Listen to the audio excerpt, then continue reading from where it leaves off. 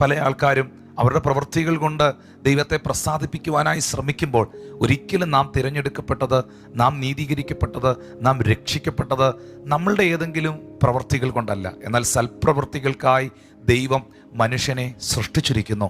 അതെ, നിങ്ങളുടെ സ്വർഗീയ പിതാവ് സൽഗുണപൂർണനായിരിക്കുന്നത് പോലെ നിങ്ങളും സൽഗുണപൂർണരായിരിക്കുവീനെന്ന് കർത്താവ് നമ്മളോട് അറിയിച്ചിരിക്കുന്നു. അതുകൊണ്ട് പ്രവൃത്തികൾ വേണ്ട എന്നല്ല ദൈവവചനത്തിൽ എഴുതിയിരിക്കുന്നത്.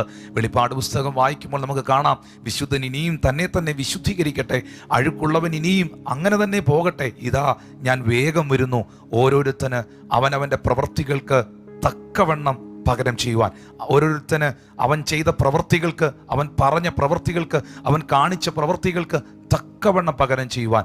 അവനവൻ ശരീരത്തിൽ ഇരിക്കുമ്പോൾ ചെയ്യുന്നത് നല്ലതാകിലും തീയതാകിലും അതിനൊത്തവണ്ണം പ്രാപിക്കുമെന്ന് ദൈവത്തിൻ്റെ വചനം വ്യക്തമാക്കുന്നു. പക്ഷേ ദൈവം നമ്മളെ തിരഞ്ഞെടുത്തത്, ദൈവം നമ്മളെ ഒരു ശേഷിപ്പായി നിലനിർത്തിയിരിക്കുന്നത് ഒരിക്കലും നമ്മുടെ പ്രവൃത്തിയല്ല.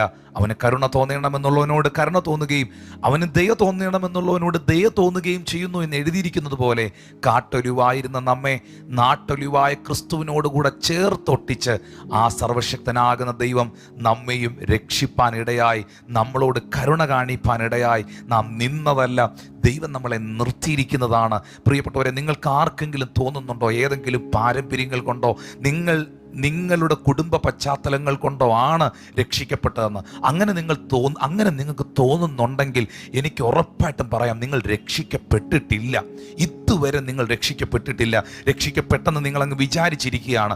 ഏതെങ്കിലും ഒരു പാരമ്പര്യത്തിൽ ജനിച്ചതുകൊണ്ട്, ഏതെങ്കിലും ഒരു ക്രിസ്തീയ കുടുംബത്തിൽ ജനിച്ചതുകൊണ്ട്, ഒരു വിശ്വാസ ഭവനത്തിലായതുകൊണ്ട് ഞാനും അങ്ങ് രക്ഷിക്കപ്പെട്ട ആളാണെന്ന് നിങ്ങൾ ചിന്തിക്കുന്നെങ്കിൽ അത് നിങ്ങളുടെ കേവലം തോന്നൽ മാത്രമാണ്. യഥാർത്ഥമായ രക്ഷ എന്ന് പറയുന്നത്, യഥാർത്ഥമായ വീണ്ടെടുപ്പ് എന്ന് പറയുന്നത് പാരമ്പര്യത്താലല്ല, അത് ക്രിസ്തുവിലാണ്, അത് കൃപയാലാണ്, അത് വിശ്വാസത്താലാണ് സ്വായത്തമാക്കുന്നത്.